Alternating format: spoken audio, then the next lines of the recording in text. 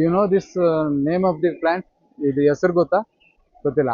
ಟರ್ಮಿನೇಲಿಯಾ ಕಟ್ಟಪ್ಪ ಅಂತಾರೆ ಇದರ ಈ ಮರದ ಹೆಸರು. ಅದು ಪಂಗಮಿಯಾ ಅಂತಾರೆ. ಇದೆಲ್ಲ ಹೆಸರುಗಳು ಏನು ಅಂತ ತಿಳ್ಕೊಬೇಕು ನೀವು. What is the name of the plants ತಿಳ್ಕೊಬೇಕು ನೀವು. ಇಲ್ಲ ಬೋರ್ಡ್ ಹಾಕ್ಬೇಕಲ್ಲಿ ಬರೆದು. ಇದು ಟರ್ಮಿನೇಲಿಯಾ ಕಟ್ಟಪ್ಪ ಅಂತಾರೆ. ನಾನು ಇದೇನಂದರೆ ರಿಚ್ ಇನ್ ಇದು ಲೀಫ್ ಫಾಲಿಂಗು ಜಾಸ್ತಿ ಇರ್ತದೆ. ಇದಕ್ಕೆ ಏನಂದರೆ ನನಗೆ ಈ ಒಣಗಿರೋದು ಜಾಸ್ತಿ ಬೀಳುತ್ತಲ್ಲ, ಎಲ್ಲದರಲ್ಲೂ ಬೀಳುತ್ತೆ, ಇದರಲ್ಲೂ ಬೀಳುತ್ತೆ, ಇದರಲ್ಲಿ ಸ್ವಲ್ಪ ಜಾಸ್ತಿ ಬೀಳುತ್ತೆ. ಇದು ಒಣಗಿರೋದು ನೀ ಡಿಕಂಪೋಸ್ ಆಗಬೇಕಾದ್ರೆ ಕಳಿಬೇಕಲ್ವಾ? ಕೊಳಿಬೇಕಾದ್ರೆ ಏನಿರ್ಬೇಕಂದ್ರೆ ನೈಟ್ರೋಜನ್ ಇರಬೇಕು. ಎಷ್ಟು ನೈಟ್ರೋಜನು? 30:1 carbon nitrogen ratio. ಅಂದರೆ ಕಾರ್ಬನ್ ಎಷ್ಟಿರ್ಬೇಕು? ಇದು ಕಾರ್ಬನ್, ಇದು ನೈಟ್ರೋಜನ್. ಹಸಿದಾದರೆ ನೈಟ್ರೋಜನ್, ಇದಾದರೆ ಒಣಗಿದ್ದಾದರೆ ಕಾರ್ಬನಿಕ್ ಐಟಮ್ ಜಾಸ್ತಿ ಇರಬೇಕು. 30 ಇದ್ರೂ ಇದು 1 kg, ಇದು 30 kg ಆದರೆ ಇದು 1 kg ಇದ್ರೆ ಸಾಕು. 30:1 1 kg ಇದ್ರೆ 300 grams ಇದೆ. ಅಷ್ಟಿದ್ರೆ ಚೆನ್ನಾಗಿ ಕೊಳಿತದೆ ಅಂದರೆ ಡಿಕಂಪೋಸ್ ಆಗುತ್ತೆ. ಡಿಕಂಪೋಸ್ ಆದರೆ ಗೊಬ್ಬರ ಆಗುತ್ತೆ ಜಲ್ದಿ. ಇಲ್ಲಾಂದ್ರೆ ಏನಾಗುತ್ತೆ, ವಾಸನೆ. ನಿಮ್ಮ ಫುಡ್ ವೇಸ್ಟ್ ಎಲ್ಲ ಹಾಕಿರ್ತೀರ, ಅದೆಲ್ಲ ಕೊಳೆಯಲ್ಲ ಜಲ್ದಿ. ಇದು ಈ ಥರ ವೇಸ್ಟ್ ಹಾಕ್ಬೇಕು. ಇದು ಕಾರ್ಬನಿಕ್ ವೇಸ್ಟು, ಪೇಪರು, ಅದು ಕಾರ್ಬನಿಕ್ ವೇಸ್ಟು ಹಾಕ್ಬೋದು. ಏನೇನು ಕೊಳಿತದೆ ಅದೆಲ್ಲ ಕಾರ್ಬನಿಕ್ ವೇಸ್ಟು. ಹಸಿದೆಲ್ಲ ನೈಟ್ರೋಜನ್. ಅವೆರಡು ರೇಷಿಯೋ 30:1 ಇದ್ರೆ ಚೆನ್ನಾಗಿ ಕೊಳಿತದೆ. ಮರ ಇರೋದು ಒಳ್ಳೆಯದು. ಇವಾಗ ಈ ಚೈನಾದಲ್ಲಿ ಏನು ಮಾಡ್ತಾರೆ ಗೊತ್ತಾ ಮೇಡಮ್? ಚೈನಾದಲ್ಲಿ ಈ ಥರ ಸಿಟಿಗೆ ಬರ್ತಾರೆ, ಹಳ್ಳಿಯಿಂದ ಸಿಟಿಗೆ ಬರ್ತಾರೆ ಚೈನಾದಲ್ಲಿ. ಇಷ್ಟು ಒಂದು ಎಲೆ ಬಿದ್ದರೆ ಅದನ್ನ ಎತ್ತಿ ಜೋಬಲ್ಲಿ ಇಟ್ಕೊಂಡು ಹೋಗ್ತಾರೆ.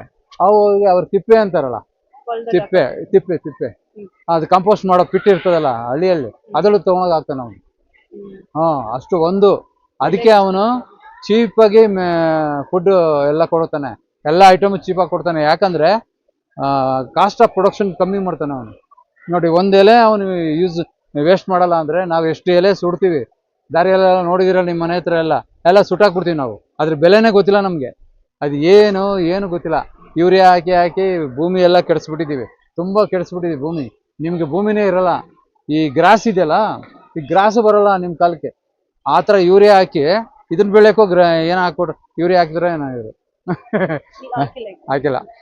ಯೂರಿಯಾ ಹಾಕಿದ್ರೆ ಚೆನ್ನಾಗಿ ಬರುತ್ತೆ ಅಂತ ಯೂರಿಯಾ ಹಾಕ್ಬಿಡ್ತಾರೆ. ಯೂರಿಯಾ ಅದೆಲ್ಲ ಕೆಮಿಕಲ್ಸ್, ಫಾಸಿಲ್ಸ್ ಆ್ಯಂಡ್ ಫ್ಯೂಲ್ಸ್ ಬರ್ತದಲ್ಲ, ಅದರಿಂದ ಮಾಡಿರೋ ಯೂರಿಯಾ ಬರೋದು. ಅದು ತುಂಬ ಡೇಂಜರಸ್ಸು. ನಾವು ನಿಮ್ಮನ್ನೆಲ್ಲ ಕೆಡಿಸ್ಬಿಟ್ಟಿದ್ದೀವಿ. ಇಷ್ಟೊತ್ತಿಗೆ ಒಂದು 60-70 ವರ್ಷದಿಂದ ಎಲ್ಲ ಯೂಸ್ ಮಾಡಿ ನಿಮ್ಮ ಭೂಮಿ ಎಲ್ಲ ಕೆಡಿಸಿದ್ದೀವಿ. ನೀವು ಇವಾಗ ಇದನ್ನೆಲ್ಲ ಇದು ಮಾಡಬೇಕು, ಕನ್ಸರ್ವ್ ಮಾಡಬೇಕು, ರಿಸರ್ವ್ ಮಾಡಿ ಯೂಸ್ ಮಾಡಬೇಕು ಚೆನ್ನಾಗಿ. ಅದು ಮೈಂಡಲ್ಲಿ ಇರಬೇಕು. ನೀವು ಇಲ್ಲಿಂದ ಸ್ಟಾರ್ಟ್ ಮಾಡಿ, ನಿಮ್ಮ ಸ್ಕೂಲಿಂದ ಸ್ಟಾರ್ಟ್ ಮಾಡಬೇಕು, ನಿಮ್ಮ ಮನೆಯಿಂದ ಸ್ಟಾರ್ಟ್ ಮಾಡಬೇಕು. ನಿಮ್ಮ ಮನೆಗೂ ಹೇಳ್ಬೇಕು ಸೆಗ್ರಿಗೇಷನ್ ಮಾಡಿ. ಅದು ರೈತರಿಗೆ ಹೋಗುತ್ತೆ, ವ್ಯವಸಾಯರಿಗೆ ಯೂಸ್ ಆಗುತ್ತೆ ಅಂತ ನಿಮ್ಮ ಮನೆಯವ್ರಿಗೆ ಹೇಳ್ಬೇಕು. ಮನೆಯಿಂದ ಮಾಡಬೇಕು, ಸ್ಟ್ರಿಕ್ಟ್ ಮಾಡ್ಬೇಕು. ನೀವು ಹುಡುಗರು ಹೇಳಿದ್ರೆ ಕೇಳ್ತಾರೆ. ಇವಾಗ ನೋಡಿ, ಸೆಂಟ್ರಲ್ ಮಿನಿಸ್ಟರ್ ರಿಸೈನ್ ಮಾಡಿಬಿಟ್ರು. ಹುಡುಗರು ಹೇಳಿದಕ್ಕೆ ಸೆಂಟ್ರಲ್ ಮಿನಿಸ್ಟರ್ ರಿಸೈನ್ ಮಾಡಿದ್ರು. ಇಲ್ಲಾಂದರೆ ಯಾವ ಮಿನಿಸ್ಟರ್ ರಿಸೈನ್ ಮಾಡಲ್ಲ. ನೋಡಿ, ಹುಡುಗರು ಅಲ್ಲಿ ಕೂತಿದ್ದಕ್ಕೆ ಸೆಂಟ್ರಲ್ ಮಿನಿಸ್ಟರ್ ರಿಸೈನ್. ಆ ಥರ ಪವರ್ ನಿಮ್ದಿದೆ ಜಾಸ್ತಿ. ನಿಮ್ಮದೇ ಫ್ಯೂಚರ್ ಜನ್ರೇಷನ್ ನೀವೇ. You are the foundation of the country. ನೀವು ಹೆಂಗೆ ನಡ್ಕೊತೀರಾ, ದಟ್ ಡಿಪೆಂಡ್ಸ್ ಆನ್ ಯುವರ್ ಇದು ನಡ್ಕೊಳಕ್ಕೆ. ಕ್ಯಾರೆಕ್ಟರ್ ಆಗಲಿ, ಏನೇ ಆಗಲಿ, ಕೆಲಸ ಆಗಲಿ, ಚೆನ್ನಾಗಿ ಓದಬೇಕು. ಓದೋದ್ರ ಜೊತೆ ಇದು ಪಬ್ಲಿಕ್ ಕೆಲಸನೂ ಮಾಡಬೇಕು. ಓದ್ಬೇಕು, ಚೆನ್ನಾಗಿ ರ್ಯಾಂಕ್ ಬರಬೇಕು, ಆ ಥರ ಓದಬೇಕಂದ್ರೆ ಮನ್ಸು ಸಿಕ್ಬೇಕಷ್ಟೇ. ಅದೇನಿಲ್ಲ. ಪಿಕ್ಚರ್ ನೋಡಿದ್ರೆ ಇವಾಗ ಒಂದು 5 ವರ್ಷ ಹಿಂದೆಗಡೆ ಪಿಕ್ಚರ್ ನೋಡಿರ್ತಾರೆ, ಒಂದು ಸೀನು ಮರೆಯಲ್ಲ. ನೀವು ಹೇಳಿದ್ರೆ ಅವನೇನು ಮಾಡ್ದ ಅಂದರೆ ಹೇಳ್ತೀರ. ನೀವು ಪಾಠ ಇವಾಗ 2 ದಿನದ ಹಿಂದೆ ಪಾಠ ನಿಮಗೆ ಜ್ಞಾಪನ ಇರಲ್ಲ. ಯಾಕಂದರೆ ವಿಡಿಯೋ ನೋಡಿದ್ರೆ ಪಿಕ್ಚರ್ ಥರ ಬರುತ್ತೆ. ಪಿಕ್ಚರ್ ಅದು. ಅದೇ ಥರ ಪಾಠ ಕೇಳುವಾಗ ನೀವು ವಿಜುವಲೈಸ್ ಮಾಡಬೇಕು. ನಾನು ಪಿಕ್ಚರ್ ನೋಡ್ತಾ ಇದ್ದೀನಿ, ಮೇಡಮ್ ಏನೋ ಹೇಳ್ತಾ ಇದ್ದಾರೆ, ಏನೋ ಎಲೆ ಹೇಳಿದ್ರು, ಕಾರ್ಬನ್ ಹೇಳಿದ್ರು ಅಂದರೆ ನೀವು ವಿಜುವಲೈಸ್ ಮಾಡಬೇಕು. ಈ ಥರ ಐತೆ ವಿಜುವಲೈಸ್ ಮಾಡಿದ್ರೆ ನಿಮ್ಮ ಮನಸ್ಸಲ್ಲಿ ಹೊಟ್ಟೋಗುತ್ತೆ. ಅದು ಸಬ್ಕಾನ್ಷಿಯಸ್ 2 ಮನ್ಸು ಇರ್ತದೆ ಮೈಂಡು. ಸಬ್ ಕಾನ್ಷಿಯಸ್ ಮೈಂಡ್ಗೆ ಹೋಗಿ ಕುತ್ಕೊಂಡ್ಬಿಡ್ತದೆ. ಪಿಕ್ಚರ್ ನೋಡ್ದಂಗೆ ನೋಡಬೇಕು, ಪಾಠ ಕೇಳೋದು ಪಿಕ್ಚರ್ ನೋಡ್ದಂಗೆ ಕೇಳಬೇಕು. ಆವಾಗ ನಿಮಗೆ 100% ಅಬ್ಸರ್ವ್ ಆಗೋಗುತ್ತೆ. ಸುಮ್ಮನೆ ಕೇಳಿದ್ರೆ ಅದು ಕಷ್ಟ. Okay, thank you.